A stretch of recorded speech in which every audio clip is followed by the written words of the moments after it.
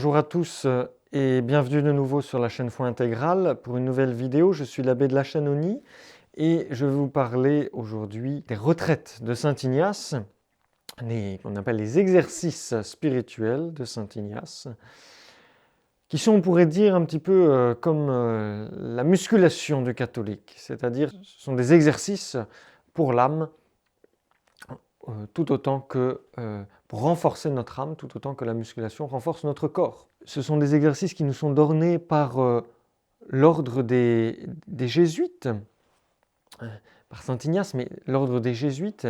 Et vous voyez, les ordres religieux ont toujours eu des bienfaits extraordinaires pour l'Église entière. Pas seulement pour les membres de leur congrégation, mais également pour l'Église entière.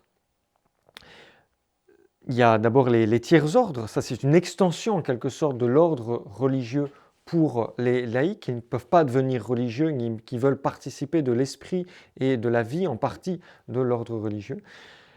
Et il y a également des choses plus générales, plus simples, qui sont vraiment accessibles à tous. Par exemple, le scapulaire du mont Carmel, qui nous vient de l'ordre des Carmes et que tout le monde peut porter. On fait partie dans ce cas-là de la confrérie des Carmes, c'est très général et ça nous préserve de l'enfer. C'est un moyen extraordinaire, donné par la Sainte Vierge d'ailleurs. L'ordre de Saint-Benoît nous donne la médaille de Saint-Benoît. La médaille de Saint-Benoît, c'est également un moyen extraordinaire pour lutter contre le démon. Une force extraordinaire est attachée à la médaille de Saint-Benoît. Il y a le cordon de Saint-François, les cordigères. Il y a le rosaire dominicain, le rosaire, pas besoin de le présenter, le chapelet. Et puis, pour les jésuites, eh bien, il y a les exercices spirituels. C'est quelque chose qui nous est donné, qui nous vient de l'ordre des jésuites et qui nous est donné un petit peu comme un cadeau de cette congrégation à l'Église entière. Je vous donnerai des textes des papes qui montrent justement ce bienfait des exercices spirituels pour tous les catholiques, pas seulement pour les jésuites. Alors, je vais vous parler un petit peu des exercices spirituels. D'abord, je vais vous dire un mot de Saint Ignace, bien sûr, parce que c'est lui le fondateur des jésuites, c'est de lui que nous viennent les exercices. Je vais vous dire en quoi consistent fondamentalement les exercices, qu'est-ce que les exercices de Saint Ignace, et puis je vais essayer de vous décrire un petit peu l'enchaînement des exercices, la progression qu'il y a dans les exercices. Et puis, je vous donnerai le témoignage des papes sur les bienfaits d'une retraite de Saint Ignace. Saint Ignace, il porte bien son nom d'abord, parce que Ignace, ça veut dire, c'est la racine du feu, Ignacio en espagnol, et le feu de Dieu, si vous voulez. Saint Ignace, c'est un contemporain de Martin Luther, et autant Martin Luther a fait de mal pour l'Église, autant Saint Ignace a fait du bien pour l'Église. On peut dire que c'est vraiment l'antidote au protestantisme, à l'affaiblissement moral du protestantisme. Saint Ignace, c'est 1491-1556. Luther, c'est un petit peu avant, 1483-1446. Donc Saint Ignace est le fondateur des Jésuites et la devise des Jésuites, c'est ad maiorem Dei gloriam, pour la plus grande gloire de Dieu. Vous voyez, Saint Ignace, c'est quelqu'un qui prend tout, qui veut tout, qui fait les choses, qui ne fait pas les choses à moitié, qui fait les choses entièrement. Son but, c'est de conquérir la terre entière à notre Seigneur Jésus-Christ. Et d'ailleurs, il appelle sa compagnie la compagnie de Jésus, parce qu'il ne lui choisit pas un saint patron style Saint François ou Saint Michel ou la Vierge Marie même. Non, il prend notre Seigneur Jésus-Christ. Voilà. Les jésuites ont donné des missionnaires extraordinaires qui sont allés jusqu'au bout de la terre pour convertir le monde entier. Ils ont fait des écoles, ils sont beaucoup occupés de la jeunesse, ils se sont beaucoup occupés de la conversion des élites aussi, des élites de chaque pays pour avoir une influence maximale sur le pays dans lequel ils œuvraient. Et puis ce sont aussi de grands théologiens pour beaucoup, je pense à Saint Pierre Canisius et son fameux catéchisme, mais il n'y a pas que lui. Et même si nous ne sommes pas d'accord sur toutes les théories jésuites en théologie, il y a bien sûr de grands théologiens parmi les jésuites. Tout ça pour vous dire que Saint Ignace a fondé un ordre qui est tourné vers l'action. Saint Ignace, c'est un homme d'action. C'est un homme qui est issu de la petite noblesse espagnole, un galant homme d'ailleurs, très ambitieux, capitaine de guerre. Et d'ailleurs, il va faire la guerre contre les Français.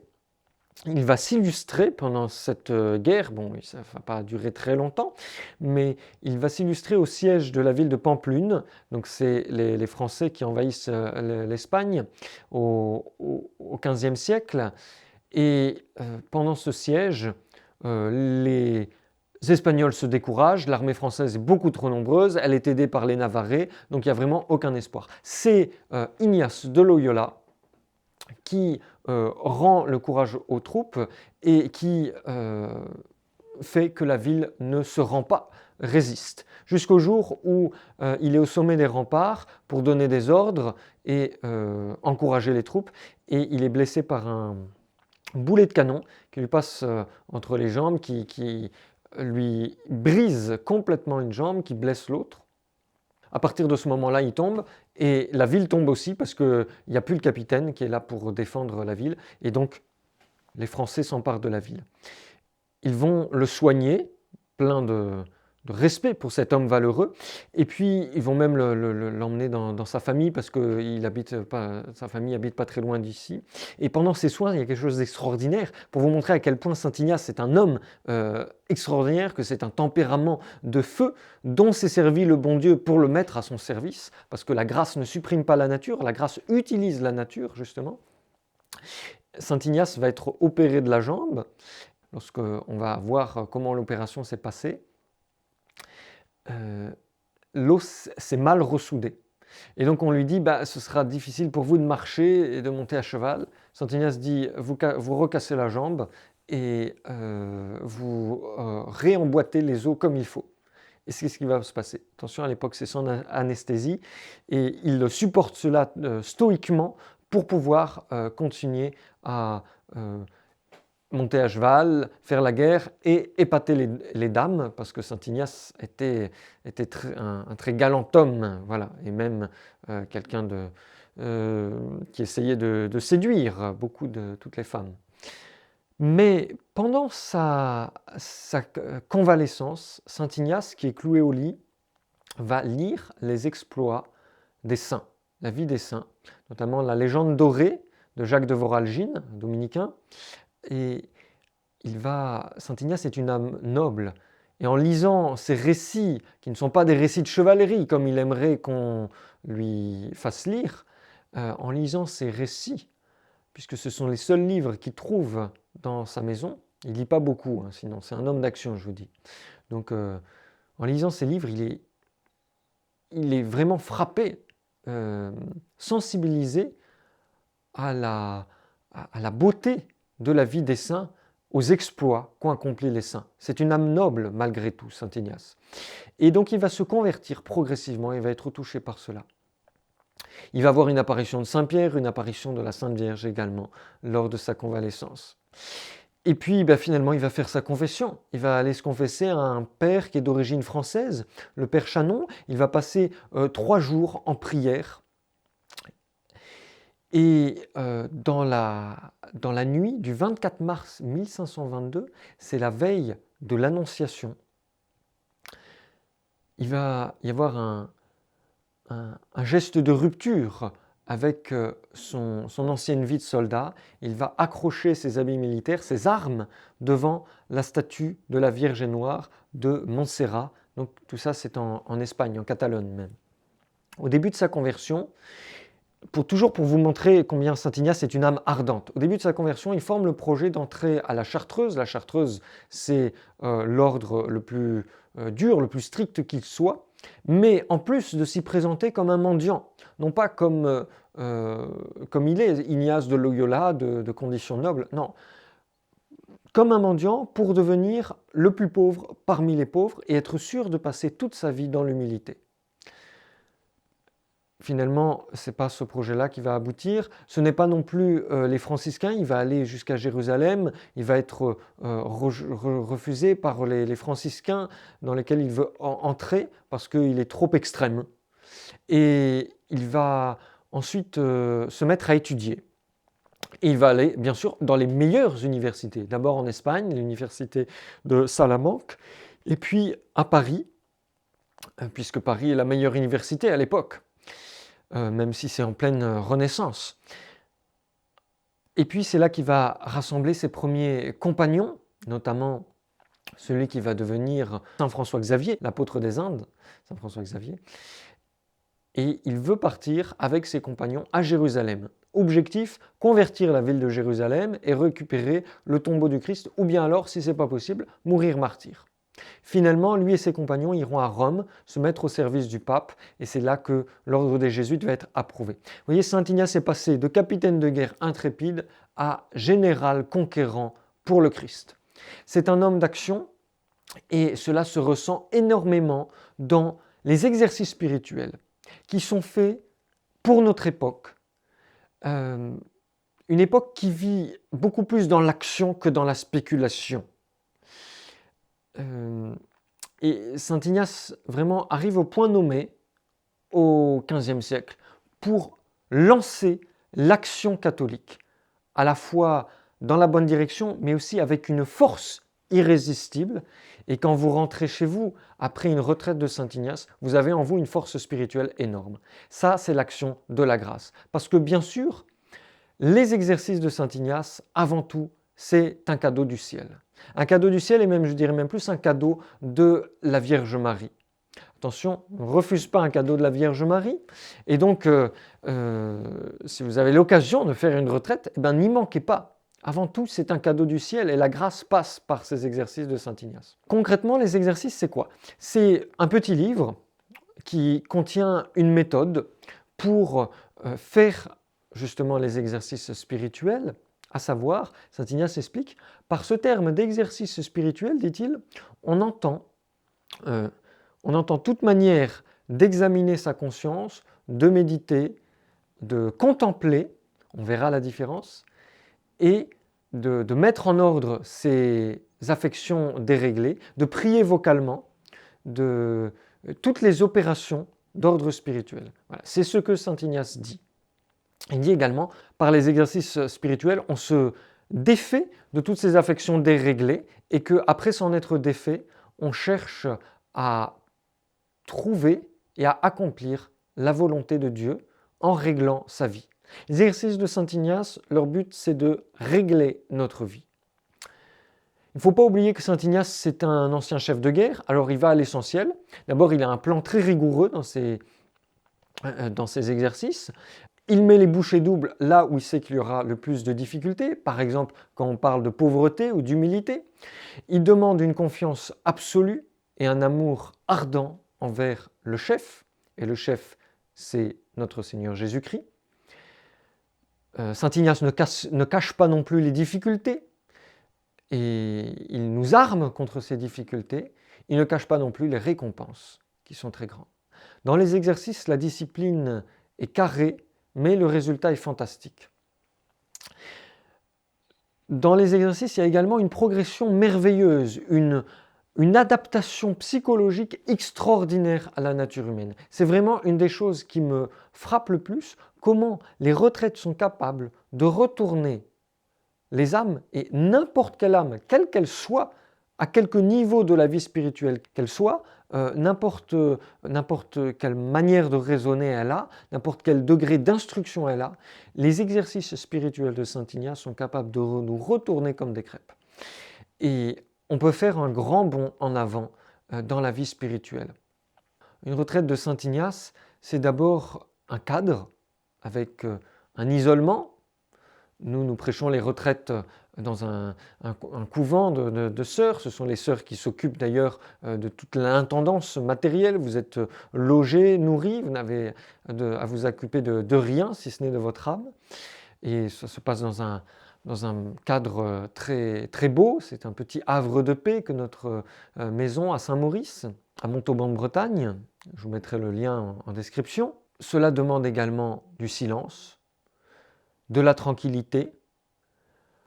En fait, faire une retraite de Saint Ignace, c'est également une grande séance de déstressage. Plus d'anxiété, on met de côté tous les soucis, on les enferme dans la voiture et on se libère de toutes ces tensions psychologiques qu'on peut avoir. Donc avis aux anxieux ou aux stressés de la vie, comme on dit. Même Saint François de Sales, faisait les exercices et il disait, il aspirait après ce moment parce qu'il était évêque, il avait tout un diocèse à diriger et c'était une continuité d'affaires, disait-il, les unes après les autres, et il était bien heureux de pouvoir faire les exercices pour pouvoir se reposer un petit peu l'esprit. Une retraite, donc, c'est la présence de Dieu. On s'isole des autres, mais on se met en la présence de Dieu. On garde le silence, mais on parle avec Dieu, donc c'est la prière, et on ne s'occupe que de son âme. Saint Ignace disait ce n'est pas de savoir beaucoup de choses qui rassasient et apaisent l'âme, mais c'est de sentir et de goûter les choses de l'intérieur. Vous voyez, ce n'est pas lire un maximum de livres ou regarder un maximum de vidéos YouTube qui va vous rendre profondément heureux, c'est de s'occuper de votre intérieur, de développer votre vie intérieure. Et les retraites de Saint Ignace sont le moyen extraordinaire, soit pour lancer, soit pour relancer, soit pour approfondir la vie intérieure. Ça se divise en 4 parties qu'on appelle des semaines. Des semaines parce que, je vous le dirai après, les exercices se faisaient en 30 jours. La première semaine, une première partie, c'est les grandes vérités. On nous remet en face des grandes vérités de la vie, le but de la vie, tout simplement. La mort, le jugement, le péché, l'enfer. Et qui vraiment a le courage de regarder ces grandes vérités en face? Ce sont des vérités importantes, ce sont des vérités extrêmement importantes. Ce n'est pas seulement en y pensant 2 minutes qu'on peut les aborder clairement. C'est vraiment en prenant le temps d'y réfléchir. Je pense par exemple à l'enfer. Une bonne méditation sur l'enfer nous fait réfléchir énormément. Saint Ignace insiste sur cette méditation sur l'enfer. Je ne dis pas ça pour vous effrayer, je dis ça parce que, au contraire, dans le cadre des retraites de Saint Ignace, vous êtes guidés, donc il n'y a aucune crainte à avoir. Mais vous voyez, c'est quelque chose d'extrêmement important. Aujourd'hui, on ne parle plus de l'enfer. L'enfer est une réalité très concrète, même si Bergoglio nous avait dit l'enfer n'existe pas, même si les modernistes ne parlent plus de l'enfer, l'enfer existe réellement.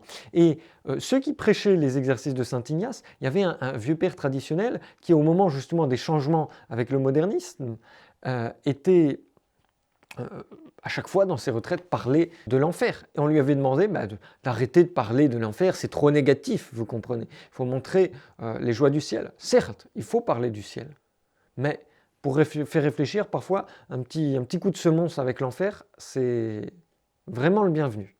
Ses supérieurs lui avaient dit de ne pas parler de l'enfer, et il s'est mis à parler du lieu où il y a un feu éternel. Comme ça, il ne parlait plus de l'enfer. Il disait c'est impossible de ne pas parler de l'enfer dans une retraite de Saint Ignace. C'est Saint Ignace lui-même qui le dit. Et vous voyez, il y a aussi quelque chose d'important, c'est cette idée que l'enfer n'existe pas ou qu'il y a très peu de monde en enfer, que c'est une idée très abstraite, etc. Saint Ignace le combat énergiquement en nous faisant mettre les pieds nous-mêmes en enfer. Il y a eu des conversions admirables avec des visions de l'enfer. Je pense aux enfants de Fatima, je pense à Sainte Thérèse d'Avila, je pense au pénitent breton Pierre de Kériolet, dont la vie est incroyable, vraiment incroyable, de bandit qu'il était. Il est devenu un grand saint, un grand pénitent. J'ai fait donné une conférence dessus, vous pourrez vous y reporter.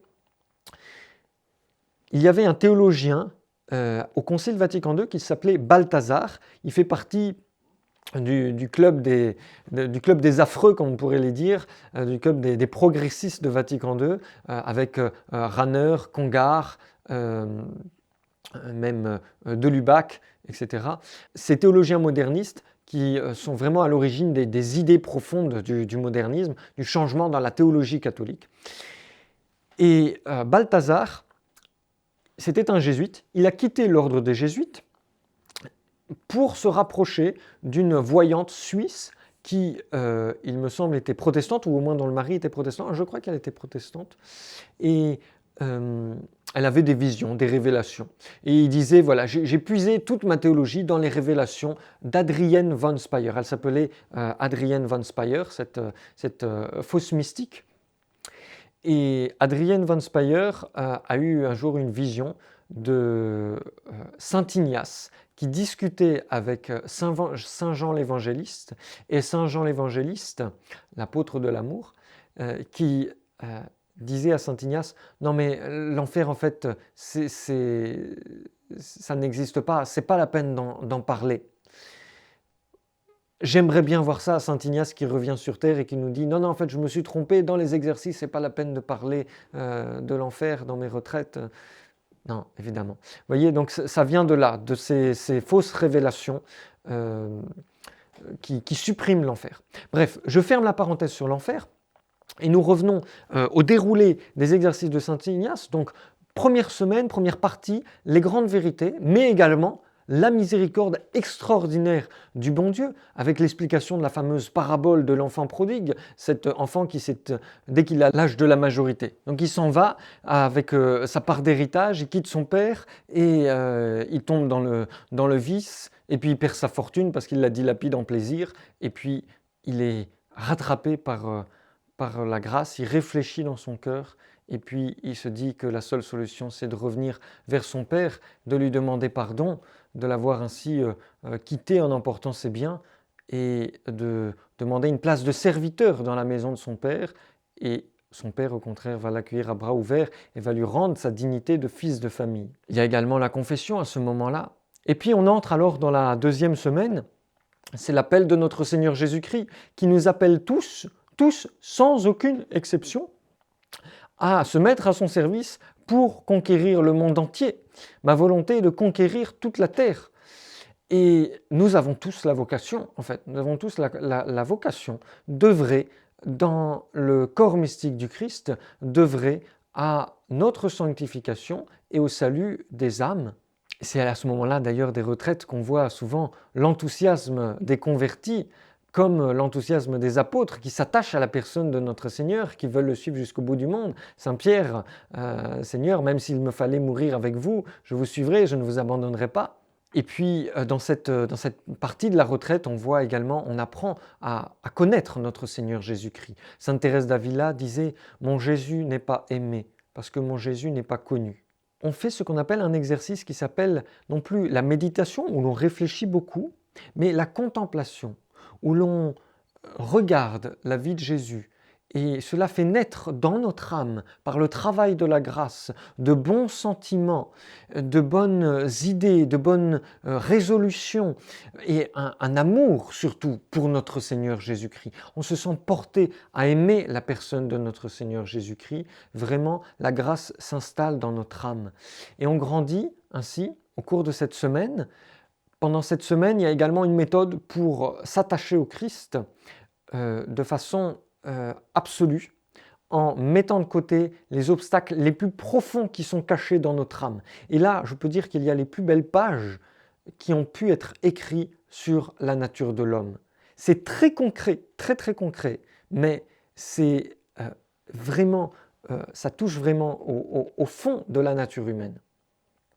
Ensuite, il y a la troisième semaine, troisième partie des exercices. On contemple notre Seigneur Jésus-Christ dans ses souffrances. On contemple l'amour de notre Seigneur Jésus-Christ. L'amour de notre Seigneur Jésus-Christ dans son institution de la Sainte Eucharistie, il se donne lui-même à nous en nourriture, et puis il nous prouve cet amour en mourant pour nous sur la croix dans des souffrances inimaginables. Et on se remet sous les yeux ces souffrances de notre Seigneur Jésus-Christ. On est convaincu par la méthode de Saint Ignace que si nous avions été seuls au monde, notre Seigneur Jésus-Christ aurait versé jusqu'à la dernière goutte de son sang pour chacun d'entre nous, pour chacun d'entre vous. Et puis ensuite, quatrième semaine, quatrième partie, on retrouve notre Seigneur Jésus-Christ ressuscité, c'est la résurrection, et puis les apparitions, notre Seigneur qui va consoler d'abord sa très sainte mère, la Vierge Marie, l'apôtre Saint-Pierre, et puis tous les autres apôtres. C'est la joie de la résurrection qui correspond à la joie de la retraite bien accomplie et une vie nouvelle qui commence. Je voudrais vous donner le témoignage de M. l'abbé Guépin. M. l'abbé Guépin, c'était un prêtre qui a été ordonné dans les tout débuts de la fraternité Saint-Pie-X par Monseigneur Marcel Lefebvre, qui a été exclu juste quelques années après par le même Monseigneur Lefebvre, alors qu'il dirigeait le prieuré de Bordeaux, parce que l'abbé Guépin refusait de nommer Jean-Paul II au canon de la messe. C'était en fait au cours des discussions que Monseigneur Lefebvre avait avec Rome, et donc il y a des gens certainement qui ont dénoncé en fait les prêtres de Bordeaux qui ne refusaient de nommer Jean-Paul II au canon de la messe, qui ont dit à Monseigneur Lefebvre, attention, si vous voulez qu'on continue à discuter, eh bien il faudrait dire à ces prêtres de remettre les choses dans l'ordre, donc selon les modernistes, de nommer Jean-Paul II, le chef des modernistes, au canon de la messe. Et l'abbé Guépin a refusé, donc il s'est fait exclure de la fraternité Saint-Pie-X. Plus jeune, avant de rejoindre Monseigneur Lefebvre, donc après il a continué son apostolat à Nantes, et c'est cet apostolat que nous avons continué et repris. L'abbé Guépin avait eu la volonté d'entrer chez les bénédictins, dans un couvent olivétain, c'est une branche des bénédictins, à Maïlis, dans les Landes. Il aimait notamment beaucoup le chant grégorien. C'était un très bon chanteur, et il aimait beaucoup le chant grégorien, et il aimait également l'équilibre de la vie monastique, qui peut sembler un petit peu opposé justement à la ferveur des jésuites et de saint Ignace. Bref, l'abbé Guépin, pour cause de modernisme, puisque ces bénédictins sont devenus modernistes, il est entré plutôt à Écône, chez Monseigneur Lefebvre, dont il gardait un très bon souvenir. Et à Écône, eh bien, il y avait le père Bariel qui prêchait les exercices spirituels de saint Ignace, ses retraites. Et l'abbé Guépin disait, moi je traînais les pieds pour aller écouter le père Bariel. C'était vraiment pas ma tasse de thé. Ma tasse de thé, c'était la spiritualité bénédictine. Les exercices de saint Ignace, c'était vraiment pas mon truc. Et jusqu'au moment où il a fait les exercices en 30 jours, donc 30 jours de retraite, et surtout jusqu'au moment où il a commencé à prêcher lui-même les exercices de saint Ignace. Et là, il s'est rendu compte du bienfait que cela faisait aux âmes. Et il a prêché les exercices toute sa vie, plusieurs retraites par an. Il les a prêchés, je peux dire, vraiment jusqu'à l'épuisement. Une religieuse de Montauban me disait qu'un jour, elle était en train de discuter avec lui. Dans le cadre de la retraite, on peut discuter avec les prêtres, s'entretenir avec les prêtres et leur montrer nos résolutions notamment. Cette religieuse était en train de discuter avec l'abbé Guépin et puis il s'est endormi parce qu'il n'en pouvait plus. Il enchaînait les retraites et les pénitents, etc. Comme Don Bosco s'est endormi sur l'épaule d'un garçon qu'il était en train de confesser. Et ce garçon a laissé Don Bosco dormir un petit peu jusqu'à ce qu'il reprenne ses esprits pour terminer de le confesser. Bref, voilà. Et l'abbé Guépin, vous voyez, m'a dit combien le bien que cela faisait aux âmes, ces retraites de saint Ignace. Ces retraites de saint Ignace, elles permettent plusieurs choses. Les bienfaits des retraites sont très nombreux. D'abord, de se libérer des mauvaises habitudes, de mettre en place une ascèse de vie. Dans son autobiographie, en 1553, 3 ans avant sa mort, saint Ignace écrit que la vision qu'il a eue de la Vierge Marie, pendant sa conversion, je vous ai dit, cette vision l'a délivré entièrement des tentations d'impureté. Comme saint Thomas d'Aquin, comme saint Benoît, ils ont été exempts pendant le reste de leur vie de toute tentation d'impureté. Donc fini les mauvais regards, les mauvaises pensées, les mauvaises imaginations, etc. Vous voyez, la grâce des saints leur est donnée non pas seulement pour eux, mais également pour nous. Et elle se prolonge au cours des siècles. Et les retraites de saint Ignace, eh bien, sont le moyen d'obtenir par Saint Ignace et la Vierge Marie, cette grâce d'être délivré, au moins de surmonter et d'amoindrir les tentations, ou en tout cas de résister aux tentations d'impureté. C'est une grâce extraordinaire parce que c'est un mal qui est bien trop courant pour, bien sûr, de nos jours. C'est quelque chose qui est difficile à surmonter. Alors évidemment, chaque prêtre a son talent pour prêcher les exercices, mais ce qu'il faut surtout savoir, c'est que le véritable prédicateur des exercices, c'est le Saint-Esprit. C'est lui le directeur de l'âme. Et d'ailleurs, les prêtres, au moment des exercices, ne sont pas là pour vous pousser dans une direction ou une autre. Ils ont interdiction, sur la règle des exercices de Saint Ignace, de forcer quelqu'un, ou de pousser quelqu'un à entrer au couvent, de se faire religieux ou prêtre. C'est le Saint-Esprit qui décide. Parce qu'on est suffisamment dans de bonnes dispositions pour que le Saint-Esprit puisse réellement agir dans notre âme. Et vraiment, on en ressort consolé des exercices avec l'aide des prêtres qui nous prêchent ces exercices. Chacun les prêche à sa manière, certains ont beaucoup d'humour d'ailleurs. Saint Ignace dit « La joie ne se trouve pas chez les lâches, mais en ceux qui sont fervents dans le service de Dieu. » En pratique, comment ça fonctionne? En fait, les exercices de Saint Ignace étaient prévus pour être suivis pendant 30 jours. Et même, on continuait à faire un petit peu ces occupations, mais on se retirait du monde pendant 30 jours. Alors, évidemment, les jésuites faisaient ces exercices, les prêtres, certains, ceux qui avaient le temps, les laïcs également, et les plus fervents, certains avaient le temps de faire les exercices. Mais pour beaucoup de fidèles, bloquer 30 jours dans sa vie, c'était mission impossible, bien sûr, mission impossible. Pour les fidèles, qu'est-ce qu'il y avait avant? Quelles étaient les retraites que les fidèles suivaient? C'était les missions paroissiales. C'est-à-dire que les prêtres allaient dans les paroisses et les fidèles venaient 2 fois, 3 fois par jour à la chapelle pour suivre les exercices de la mission, des prédications, des catéchismes, des prières, des cantiques, les messes bien sûr, dans la chapelle. Et ensuite on rentrait chez soi pour s'occuper de ses affaires, travailler la moitié de la matinée, travailler la moitié de l'après-midi, on revenait le soir, on revenait ainsi 2-3 fois dans la journée pour suivre les exercices de la mission. Tout ça c'est très bien. Le problème, c'est que c'est plus possible aujourd'hui parce que les gens habitent loin des chapelles généralement, avec les horaires de travail. C'est plus possible d'amoindrir le travail, de réduire la durée du temps de travail. Vous n'allez pas dire à votre patron, j'ai besoin d'une réduction de mon temps de travail pour pouvoir suivre les exercices de la mission pendant 3 semaines. Non, c'est impossible. Heureusement, il y a une petite phrase de Saint Ignace qui dit qu'il faut... Alors attention, les missions paroissiales n'étaient pas les exercices spirituels de Saint Ignace. C'est des exercices spirituels, mais ce n'était pas exactement la même chose.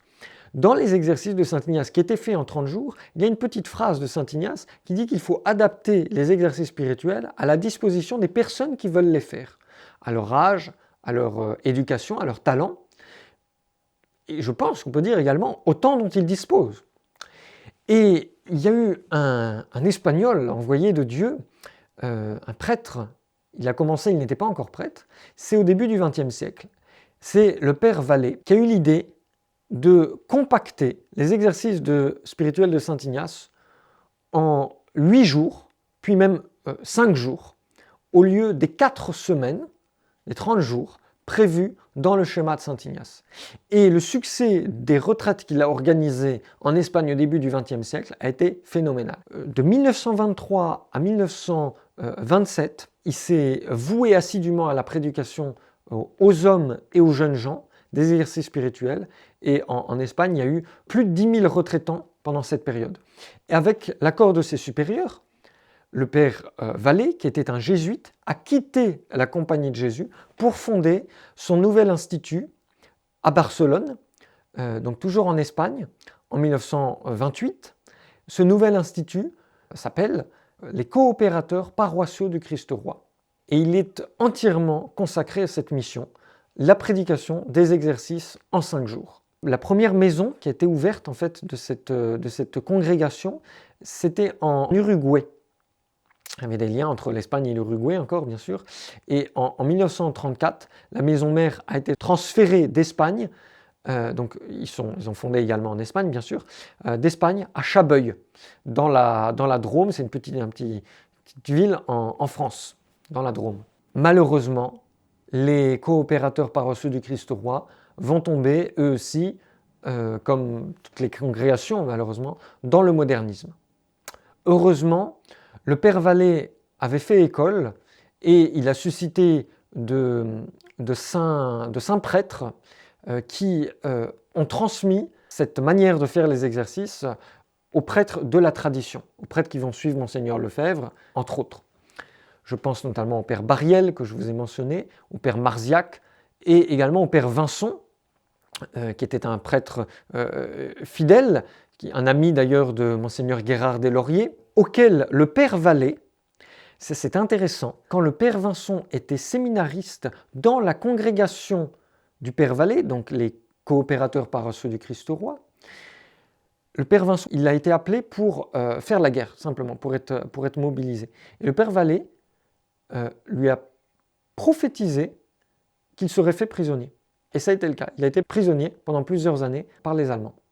Ça, c'était pour la petite anecdote. Donc, grâce au Père Vincent, nous avons, et à d'autres, nous avons les exercices spirituels dans le mouvement traditionnaliste, et nous les continuons parce que c'est une œuvre magnifique. Je voudrais, pour conclure, vous donner quelques citations, et la liste n'est pas exhaustive, citations des papes, tout simplement. Vous savez qu'on aime beaucoup se référer au magistère de l'Église, comme il n'y en a pas actuellement, il n'y a pas d'autorité religieuse pour nous transmettre la foi, pour être la règle de la foi, le pape est la règle de la foi. Alors nous nous référons aux textes passés, et ce sont surtout tous les papes, depuis Paul III, qui a approuvé les exercices de Saint Ignace, ont loué les exercices de Saint Ignace, mais je pense surtout au dernier pape, à commencer par Léon XIII. Léon XIII a une petite phrase, il dit « à elle seule, la fameuse méditation sur la fin de l'homme suffit au redressement complet de la cité ». Les exercices de Saint Ignace sont la clé pour sauver le monde. Voilà. Si vous dites que sauver le monde, c'est pas possible, si avec les exercices de Saint Ignace, sauver le monde, c'est possible. Donc venez faire les exercices de Saint Ignace. Le pape Pie XI, quant à lui, dit, je vous lis sa citation, c'est dans une grande encyclique, Quadragesimo Anno, en 1931, « Surtout qu'ils apprécient et qu'ils emploient pour le bien de leurs disciples ce précieux instrument de rénovation individuelle et sociale que sont, nous l'avons déjà dit dans une autre encyclique, les exercices spirituels. Ces exercices, nous les avons déclarés très utiles pour tous les laïcs, pour les ouvriers eux-mêmes, et nous les avons à ce titre vivement recommandés. » Le pape Saint Pie X. Tout ça, c'est dans le cadre de la question sociale aussi. Comment est-ce qu'on peut changer les mentalités? À l'époque, on lutte contre le socialisme. Saint Pie X écrit en 1904, « Certes, vous ne pourriez faire une œuvre meilleure pour venir au secours du peuple exposé aujourd'hui à tant de périls, surtout dans ces régions, en rappelant les hommes à la pensée des vérités éternelles, en leur faisant comprendre que nous sommes tous nés pour des biens autrement élevés et magnifiques que les biens d'ici-bas. Le peuple sera affermi dans la conscience du devoir, et ceux d'une condition modeste ne se laisseront pas tourner la tête par les mensonges des socialistes qui renferment dans la vie présente tout le bonheur de l'homme. » Le pape Pie XI, maintenant, dans une autre encyclique, 1922.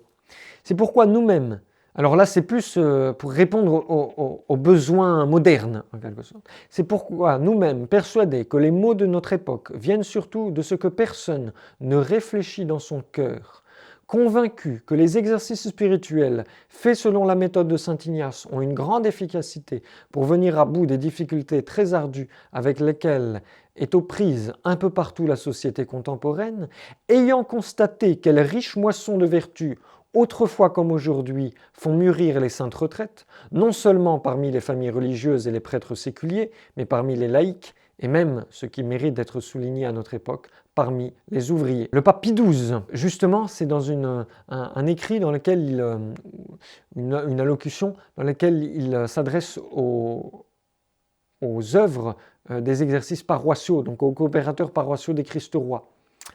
En 1948, les exercices de Saint Ignace seront toujours l'un des moyens les plus efficaces pour la régénération spirituelle du monde et pour sa correcte ordonnance à la condition d'être authentiquement ignatien. Donc ne pas dévier de la méthode de Saint Ignace. Si vous voulez devenir un saint, si vous voulez aller au ciel, si vous voulez grandir dans votre vie chrétienne, et je dirais même plus si vous voulez faire un bond en avant, si vous voulez gagner toute une année de vie spirituelle, venez faire les exercices de Saint Ignace. C'est un vrai signe de prédestination. Le pape Pie XI écrit « La grâce de la communion fréquente et la fidélité aux exercices spirituels sont telles que le pape peut, de son côté, répondre de tout devant le reste de Dieu, car il constitue un vrai et propre signe de prédestination. » Donc, le pape, autrement dit, le pape dit, si je prêche la communion fréquente et la fidélité aux exercices spirituels, donc faites les retraites de Saint Ignace, et vous êtes sûr que les âmes iront au ciel. Toujours le pape Pie XI, il a fait une encyclique spécialement pour les exercices spirituels de Saint Ignace. Ça s'appelle l'encyclique Mens Nostra, c'est écrit en 1929. L'admirable livre des exercices, si mince de volume, c'est vrai que c'est pas très gros, mais si lourd de sagesse céleste, s'est imposé avec l'éclat comme le code le plus sage et le plus universel des lois du salut et de la perfection même des âmes, comme la source intarissable de la piété la plus élevée et la plus solide, comme un aiguillon irrésistible et un guide très averti pour aider les âmes à se réformer et à atteindre les sommets de la vie spirituelle. Donc ce n'est pas seulement pour se convertir les exercices, ce n'est pas seulement pour sortir du péché, c'est également pour approfondir sa vie spirituelle, bien sûr. Toujours le pape Pie XI, dans une allocution à des anciens retraitants, « Où trouverez-vous le secret de la persévérance ? Dans la ligue même à laquelle vous appartenez, car elle est la ligue de la persévérance des exercices spirituels. Ce sont les exercices spirituels qui donnent vraiment le principe à la vie chrétienne parce qu'ils mettent l'homme face à face avec Dieu, qu'ils illuminent l'intelligence et donnent la force à la volonté pour accomplir l'ensemble de nos devoirs chrétiens. Les exercices spirituels sont encore le moyen pour continuer le bien commencé. » Le pape Pie XII, toujours dans un optique de sainteté et d'accroissement de la vie spirituelle, toujours, dans tous les cas, pour toute personne, il y aura dans les exercices une participation à ce fruit qui consiste à ordonner sa vie après avoir triomphé de soi-même en écartant de soi tous les sentiments désordonnés pour chercher et trouver la volonté divine dans la disposition de sa vie. On en sortira toujours avec une plus grande pratique de la prière et de l'examen de conscience, avec un plus grand désir de mortification, avec une formation morale plus profonde. Celui qui a fait les exercices se sentira ensuite plus disposé à pouvoir en tout aimer et servir la divine majesté. Enfin, celui qui a bien fait une retraite se sentira toujours poussé à faire un grand pas en avant sur le chemin de la perfection chrétienne. Ce sont les exercices de Saint Ignace qui ont stimulé Saint François de Sales, Saint Charles Borromée, Saint Vincent de Paul, Don Bosco, Sainte Thérèse d'Avila, Sainte Thérèse de Lisieux, et on pourrait en citer encore beaucoup d'autres saints. C'est vraiment un moyen extraordinaire de sanctification. Et surtout, il ne faut pas oublier que c'est la Sainte Vierge qui nous a donné les exercices spirituels. Et donc, si nous voulons lui plaire, eh bien, accomplissons-les, exerçons-nous dans la vie spirituelle en choisissant 5 jours pour nous concentrer sur le salut de notre âme. C'est la grâce vraiment que je vous souhaite, que j'insiste à ce que vous preniez en main les moyens adaptés pour faire une retraite. Vraiment, j'insiste. C'est quelque chose qui changera votre vie. Et à chaque fois que vous en ferez une, ça changera votre vie. Vous verrez, comme j'ai déjà pu le dire, faire les exercices en une semaine, c'est gagner une année de vie spirituelle, vraiment. Merci pour votre attention. Dieu vous bénisse et que Notre-Dame et Saint Ignace vous inspirent.